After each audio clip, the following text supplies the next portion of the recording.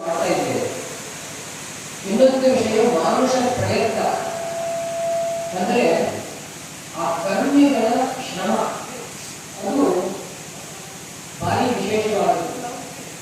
ಗುಡಿ ನಿರ್ಮಾಣ ಆಗಬೇಕಾದ್ರೆ ಅವರನ್ನು ಸಹ ಆ ಕಾಷ್ಟ ಶಿಲ್ಪ ತುಂಬ ನಾಜೂಕಿನ ಕಾರ್ಯ, ಬೇರೆ ಯಾರಿಂದಲೂ ಮಾಡಲಿಕ್ಕೆ ಸಾಧ್ಯ ಇಲ್ಲದೇ ಇರುವಂತಹ ಕಾರ್ಯ. ಅಂತಹ ಕಾರ್ಯ ಶಾಸ್ತ್ರೀಯವಾದಂತಹ ಗುಡಿಯ ಕಾಷ್ಟ ಶಿಲ್ಪಾದಿಗಳ ಕಾರ್ಯ, ಅದನ್ನು ಆಚಾರ್ಯರು ಮಾಡುತ್ತಿದ್ದಾರೆ. ಯಾವ ರೀತಿ ಮಾಡಿದ್ದಾರೆ ಕೇಳಿದ್ರೆ ಅದೇನು ನಾವು ಇವಾಗ ಇಲ್ಲಿ ಹೇಳಬೇಕಾಗಿಲ್ಲ, ಅಷ್ಟು ಒಂದು ಪರಿಪೂರ್ಣವಾದಂತಹ ಕಾರ್ಯ. ಗುಡಿಯ ಮಾಡಿ ನೋಡಿದ್ರೆ ಗೊತ್ತಾಗ್ತದೆ. ಆ ರೀತಿ ಒಂದು ಆ ಇಳಿಜಾರಾಗಿರುತ್ತೆ. ಯಾವ ಕಾಲಕ್ಕೂ ಸಹ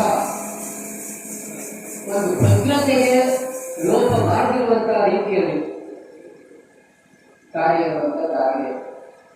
ಹಾಗಾಗಿ ಈ ಸಮಯದಲ್ಲಿ ನಾವು ಆಚಾರ್ಯರ ಹತ್ರ ಕೇಳಿಕೊಳ್ಬೇಕು. ಇದೊಂದು ಸಂಪ್ರದಾಯದ ಬದುಕಿದೆ. ಏನು ಕೇಳಿದ್ರೆ ದೇವಿಯ ಪುನಃ ಪ್ರತಿಷ್ಠಾಪನೆಗಾಗಿ ಈ ಗುಡಿಯನ್ನು ನಮಗೆ ಬಿಟ್ಟುಕೊಡಬೇಕು ಅಂತ ಹೇಳಿಕೊಂಡು ಆಚಾರ್ಯರು ಕೇಳೋದು. ಅದಕ್ಕೆ ಆಚಾರ್ಯ ಹೇಳ್ತಾರೆ ಹೇಳಿದ್ರೆ ಆಗುವುದು ಬಿಟ್ಟು ಕೊಡೋಣ. ಈ ದೇವಸ್ಥಾನದಲ್ಲಿ ಏನೇನು ಪುಣ್ಯ ಕರ್ಮಗಳು ನಡೆದಿದೆ ಅಂದರೆ ನಿತ್ಯ ಪೂಜೆ ಇರ್ಬೋದು, ಪಂಚಪರ್ವಾದಿಗಳ ಆಚರಣೆ ಇರ್ಬೋದು, ನವರಾತ್ರಿ ಉತ್ಸವ ಇತ್ಯಾದಿ ಯಾವುದೇ ಕಾರ್ಯ ಆದರೂ ಸಹ ಅದರಲ್ಲಿ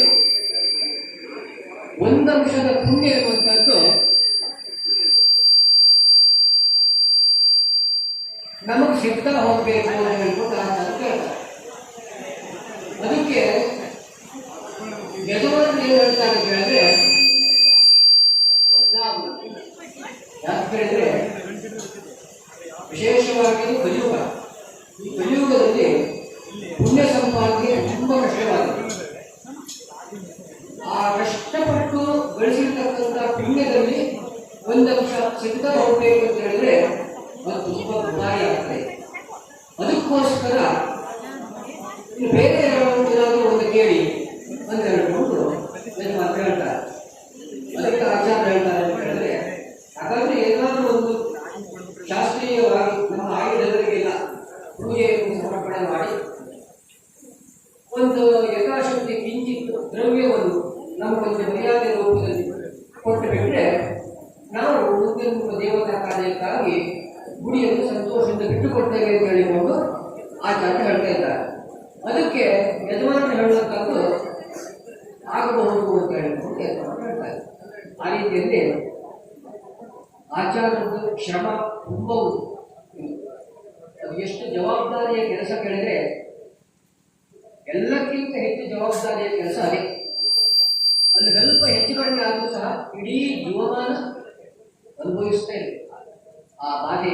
ಹಾಗಾಗಿ ಅಷ್ಟು ಜವಾಬ್ದಾರಿಯ ಕೆಲಸವನ್ನು ಅಂತಹ ನಾಜೂಕಿರುವಂತಹ ಮನೆತನವನ್ನೇ ಮಾಡಬೇಕು. ಆಚಾರ್ಯ ವಂಶಕ್ಕೆ ಆ ನಾಜೂಕಿನ ಕಾರ್ಯ ಎನ್ನುವಂಥದ್ದು ಒಂದು ಲೀಲಾಜಾಲ. ಅದರ ವಂಶಕ್ಕೆ ಆ ವಿದ್ಯೆ ಎನ್ನುವಂಥದ್ದು ಸಿದ್ಧಿಯಾಗಿ ಹೋಗಿದೆ. ಹಾಗಾಗಿ ತುಂಬ ಶಾಸ್ತ್ರೀಯವಾಗಿ ಹೇಳಿದಂಥ ಆಯಕ್ಕೆ ಸರಿಯಾಗಿ ಗುಡಿಯ ನಿರ್ಮಾಣ ಎನ್ನುವಂಥದ್ದು ಆಗಿದೆ.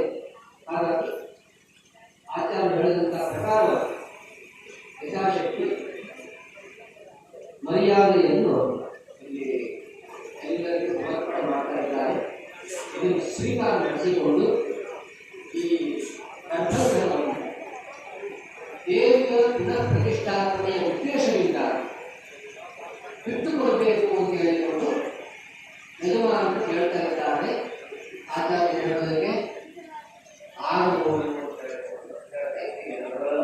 ಹಾಗಾಗಿ ಯಥಾಶಕ್ತಿ ಮರ್ಯಾದೆಯನ್ನು ಸ್ವೀಕಾರ ಮಾಡಿಕೊಂಡು ಈ ಮನೆತನದಿಂದ ಮುಂದಿದ್ದೂ ಸಹ ಒಂದು ದೇವರ ಆರಾಧನೆ ಮಾಡುವಂಥ ಯೋಗಗಳ ಬಗ್ಗೆ ಆಲಿಸಿ ಬಿಟ್ಟುಕೊಡಬೇಕು ಅಂತ ಪ್ರಾರ್ಥನೆ ಮಾಡ್ತೀನಿ.